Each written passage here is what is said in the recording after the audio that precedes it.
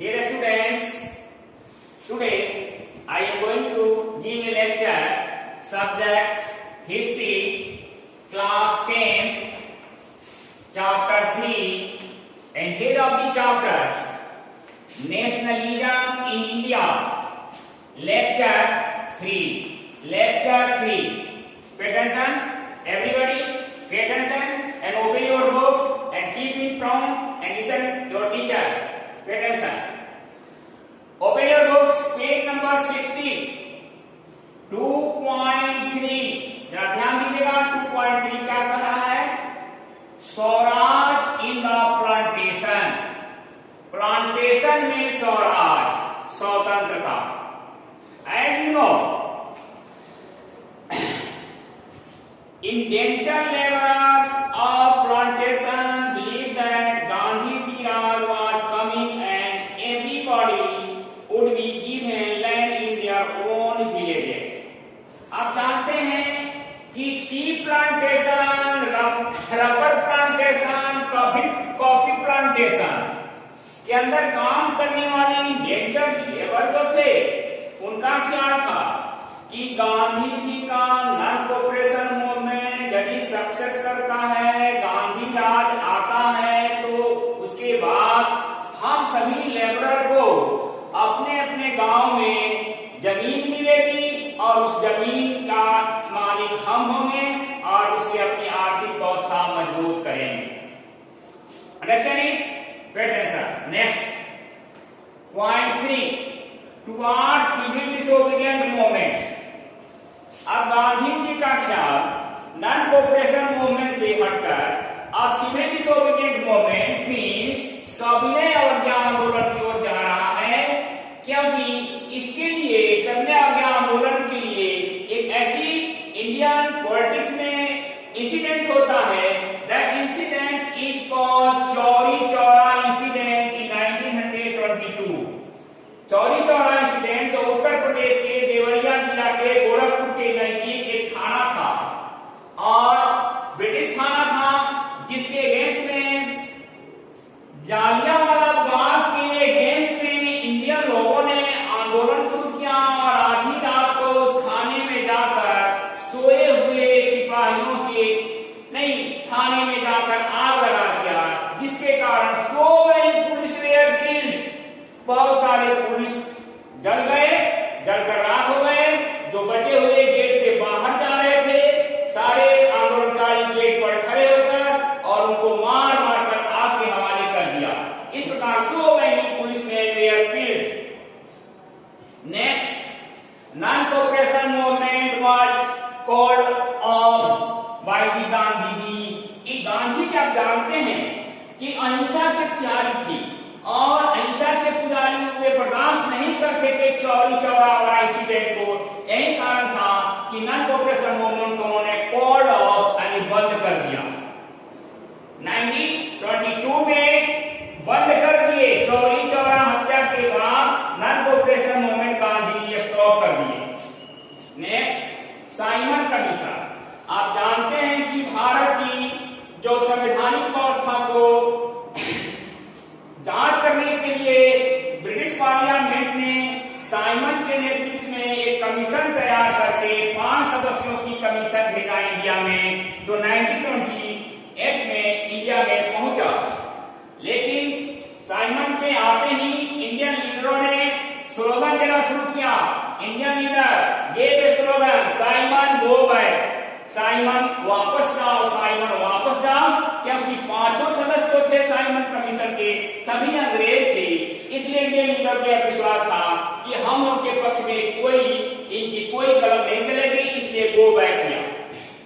Next, Congress declare पूर्ण स्वराज.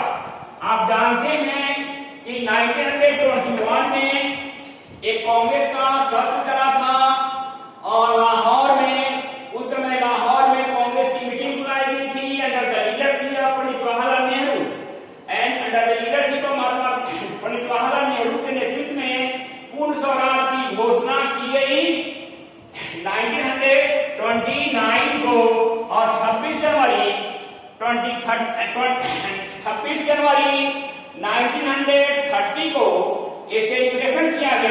स्वराज का celebration किया गया। यही कारण है कि 26 जनवरी जब इंडिया का आपका इंडिपेंडेंस कॉन्स्टिट्यूशन तैयार हुआ तो 26 जनवरी को ही आपका रिपब्लिक डे चुना गया और रिपब्लिक डे 26 जनवरी 1950 को मनाया गया। नेक्स्ट है 3.1 द साल्ट मार्च।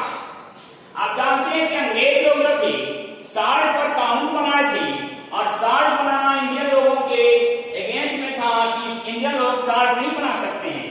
तो गांधी जी ने इस कानून को साल्ट लॉ को तोड़ने के लिए सिविल डिसोबीडिएंट मूवमेंट 1930 में चलाया था। इसके लिए क्या किया गांधी जी? गांधी जी 1930 में यानी 11 मार्च 1930 को इस साल्ट लॉ को तोड़ने के लिए अपने आश्रम साबरमती से चलकर ये दंडी पहुंचते हैं। अपने 78 अनुयायियों के साथ पहुंचते हैं। 240 माइल की दूरी तय करते हैं 24 दिनों में और वहां पहुंचकर साल्ट लॉ को तोड़ते हैं, वायलेट करते हैं। It means Gandhi ji violated the salt law by manufacturing the salt, by boiling the sea water and breaking the law of salt। इस प्रकार हम देखते हैं कि गांधी जी 240 मीटर अपने 78 अनुयायियों के साथ चलकर साबरमती आश्रम से लेकर दंडी पहुंचकर और समुद्र के जल को बॉइलिंग करके साल्ट को तैयार किया। इस प्रकार साल्ट लॉ को उन्होंने तोड़ा। Dear students, now I am going to start a lecture in subject history, class 10, chapter 3, and the headline of the chapter Nationalism in India, lecture 4. It is the last lecture of chapter number 3. Pay attention everybody. Lecture 4 is the last lecture of chapter number 3, Nationalism in India. Everybody open your books, keep in front of you and listen your teacher. First of all, pay attention. 3.2. Pay attention, 3.2, page number 65. Everybody open your books. How participants saw the movement. लोगों ने आंदोलन को कैसे लिया? तो जैसा आप जानते हैं गांधी जी के आंदोलन को विभिन्न तरह के लोगों ने अपने अपने ढंग से आंदोलन को लिया। As for example, as we know that the fight for the Swaraj was a struggle against high revenue। किसान लोग जो थे खास करके कंट्री साइड फार्मर्स, ग्रामीण क्षेत्र के किसान, रीच द पीजेंट्स थे like the Patidars of Gujarat and Jats of Uttar Pradesh were very active in movement. They did not want to pay revenue. The small tenants also did so.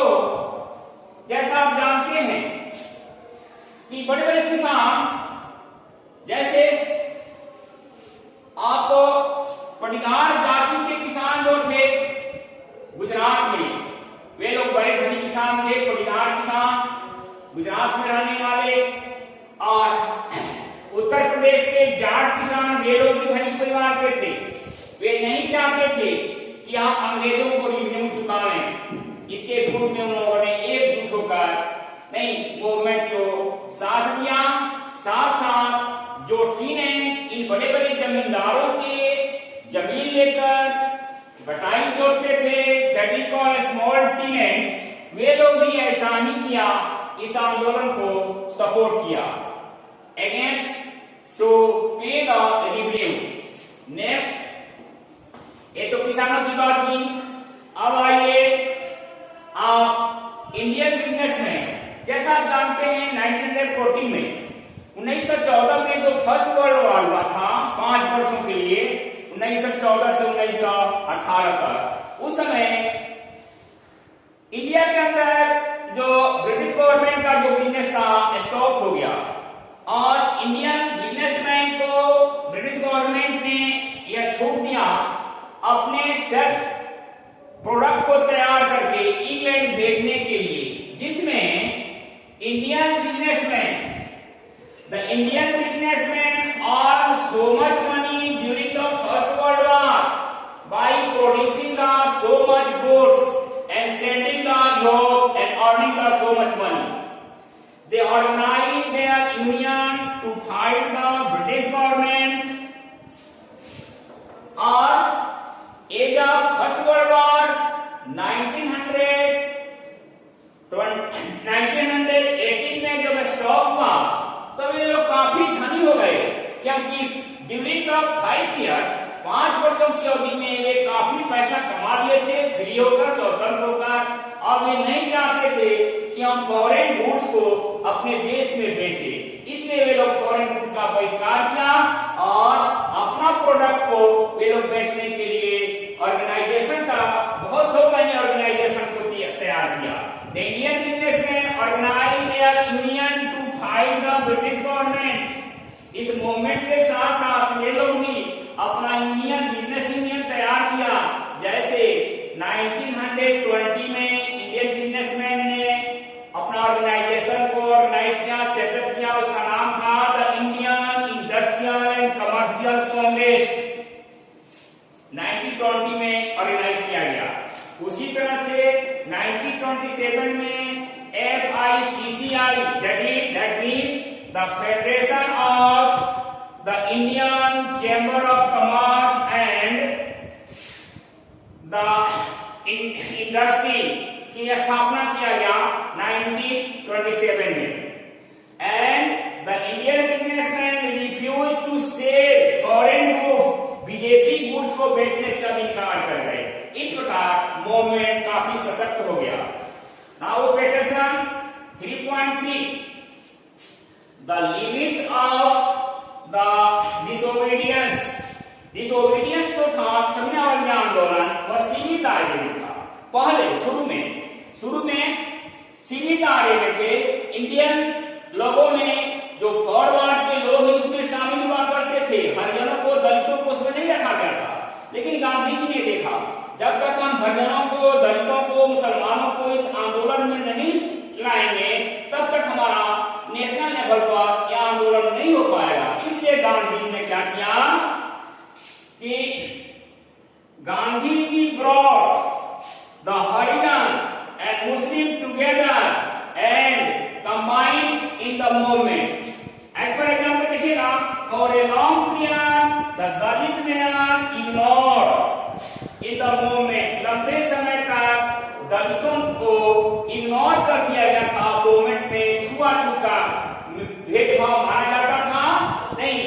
Indian जो high class के हिंदू जो थे, सनातनी लोगों के द्वारा, Hindu high class Hindu सनातनी लोगों के द्वारा छुआछूत के भेदभाव के कारण हरिजनों को, दलितों को, मुसलमानों को नहीं एक कांग्रेस में शामिल नहीं किया गया था।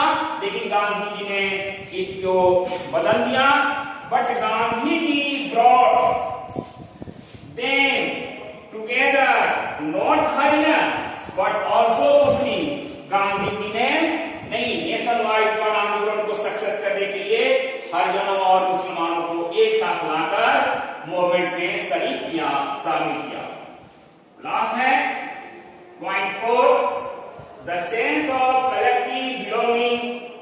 नहीं, आंदोलन में सामूहिक रूप से सामूहिक अपनापन, सभी समुदाय के लोगों के बीच में सामूहिक अपनापन आया, सामूहिक अपनापन की भावना आई, जिससे इस आंदोलन के दौर में आप जानते हैं कि नेशनल एंथम लिखा गया। नेशनल एंथम रविन्द्रनाथ टैगोर के द्वारा लिखा गया और नेशनल फ्लैग तैयार किया गया। तो नेशनल फ्लैग और नेशनल एंथम ने देश के सभी वर्ग के लोगों को एक झंडे के तले ला दिया और सामूहिक रूप से वे लोग अपनापन महसूस करने लगे। नेशनलिज्म की भावना उनमें आ गई और इस प्रकार हम देखते हैं कि India under the leadership of the Gandhiji on the 15 August 1947, India got independence under the leadership of Gandhiji. Jai Hind, Jai Bharat. Stop.